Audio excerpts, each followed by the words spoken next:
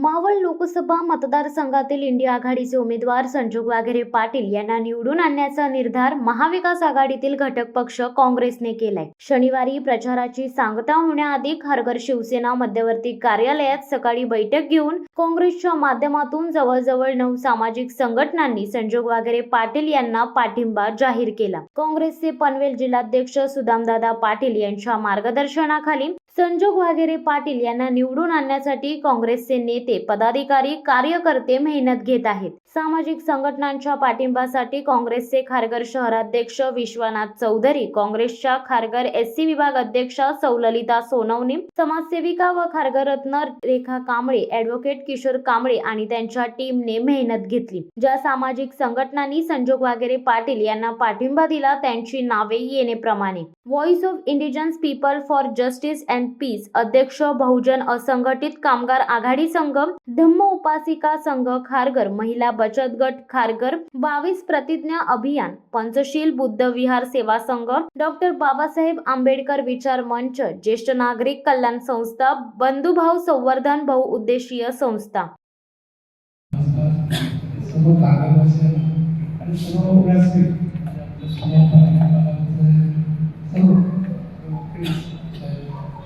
खरं म्हणजे आता आपली भेट लवकर झाली, काही गोष्टींनी थोडंसं आपण मागे पुढे झालो. आज सांगण्याचं तात्पर्य असं आहे की काही आपल्या खात्यामध्ये कृती आहे. ह्या कृती आदरणीय आपले माजी मुख्यमंत्री,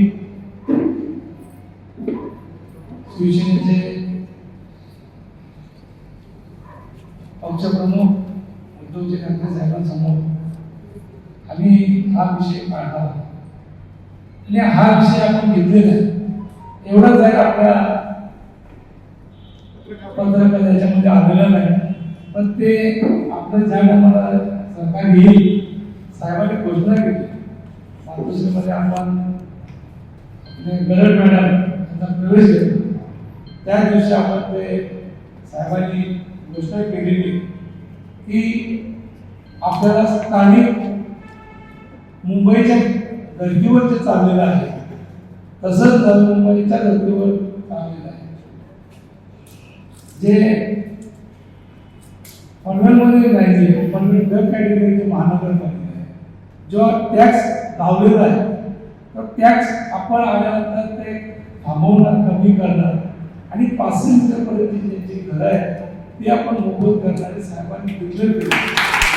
आपल्याला मोठं नाही, पण साहेबांनी सांगितलं की आपल्याला महाविकास आघाडीच्या वतीनं देशामध्ये पंतप्रधान बसवायचं आहे. कारण त्यांनी भाजप 400 पार करायचा नारा त्यांनी घेतला, तर साहेबांनी दिल्लीमध्ये जाऊन सरळ सांगितलं भाजप तडीपार हे घोषणा साहेबांनी दिल्लीमध्ये केली आणि आपल्या सर्व महाविकास आघाडीने त्याला प्राधान्य दिलेलं आहे की आपल्याला भाजपाला इथून देशातच तडीपार करायचं आहे आणि हे तडीपार करण्याचा आपण निवडून आलेलो आहोत.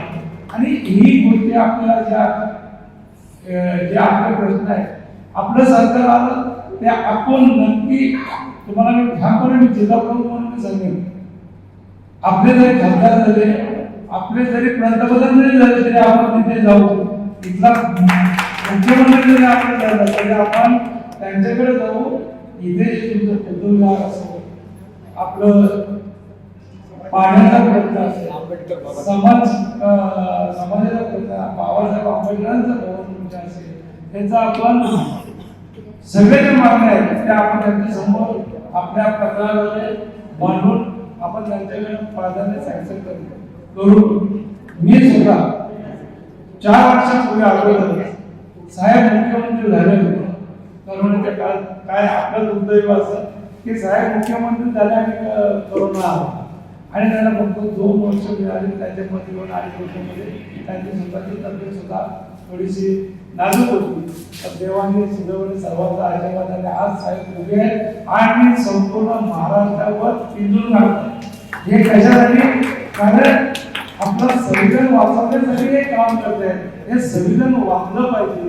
जर बाबासाहेबांनी जे संविधान लिहिलेलं आहे, हे देशासाठी लिहिलेलं आहे, आणि देशामध्ये जगामध्ये या संविधानाचा आदर आहे आणि हे संविधान संपवण्याचं काम जे करतंय ते बीजेपी करते. म्हणून तेव्हा मी साहेबांना उभं केलं आणि म्हणून साहेब उद्धव साहेब दौरे करतायत आणि त्यांनी सांगितले की तुम्ही जो आज आम्हाला त्रास देताय, जो आमच्या जनतेला त्रास देताय, तो त्रास तुम्हाला मी दिल्याशिवाय राहणार नाही. हे पण त्यांनी गवळले.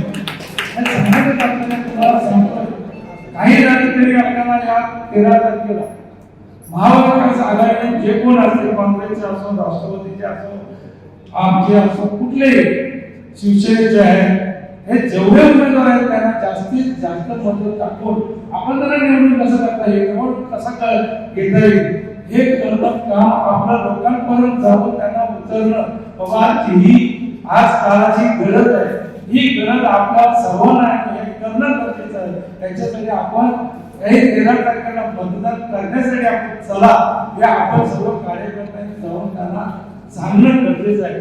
कारण ही वेळ परत येणार नाही. हे वेळ आपण त्यांच्यावर अनुमान द्यायची नाही. याच्यासाठी आपण एक निष्ठेने काम करू आणि सर्वांना मतदान कसं करता येईल त्याचं सांगू. आणि तुम्हाला ज्या खासदारच्या ज्या समस्या आहेत, नवीन पनवेल महानगरपालिकेच्या ज्या समस्या आहेत, या आपण सर्व एकजुटीने एक दिलाने काम करू, एक करूया. कारण आज मागे सुद्धा मी साहेबांच्या मीटिंगमध्ये मी भाषण केलं, माझ्यावर सुद्धा हे दिलं, माझ्यावर सुद्धा 60 कोटीचा घोटाळा झाला, माझ्यावर 3 केसेस दाखल केले. मी काही घाबरलो नाही, मी आत्महत्येच आहे, जागेवरच आहे. मी ही ह्या कोर्टात केस टाकली, मी हायकोर्टात केस टाकली, हायकोर्टात केस टाकून ती जिंकलो, ती हायकोर्टात मी जिंकलो. मी घाबरणारा माणूस आहे. मी शिवसेनेमध्ये 50 वर्ष काम करतोय, 40 वर्ष मी पदावर आहे. मी विभाग प्रमुख ते जिल्हा प्रमुख काम केलं. कारण मला आज बरेचसे शिवसेनेचे लोक गेली, 40 कोटी वगैरे याच्या अगोदर भरपूर गेले, पण मी काही केलं नाही. कारण मला त्यांचं संविधान पटलेलं नाही. आपलं बाबासाहेबांनी दिलेलं संविधान हे खरं संविधान आहे, हे विचार आहे. हे विचार करण्यासाठी मी इथे थांबलेला आणि बाबासाहेबांनी आणि आदरणीय उद्धव साहेबांनी जे आम्हाला सांगितलं मी ते करत आलोय. आणि हे आपल्याला याच्या पुढेही करायचं आहे. आणि आपल्याला देशामध्ये आपला पंतप्रधान महाविकास आघाडी इंडिया याचं पंतप्रधान बसवायचं आहे. ते राहुल गांधी असतील, जे महाविकास आघाडी ठरवेलच ते असणार राहुल गांधी, पण ते महाविकास आघाडी ठरवेल. पण तेथे आपला पंतप्रधान बसला पाहिजे, महाराष्ट्रावर मुख्यमंत्री आपला बसला पाहिजे आणि पनवेल महानगरपालिकेवर आपला महापौर बसला पाहिजे. याचा शिवसत्ता टाइम्ससाठी दत्ता मोकल, खारघर. दे धडक बेधडक वृत्त देणाऱ्या आपल्या शिवसत्ता टाइम्स न्यूज चॅनलला लाल बटन दाबून सबस्क्राईब करा आणि बेल आयकॉनला क्लिक करायला विसरू नका.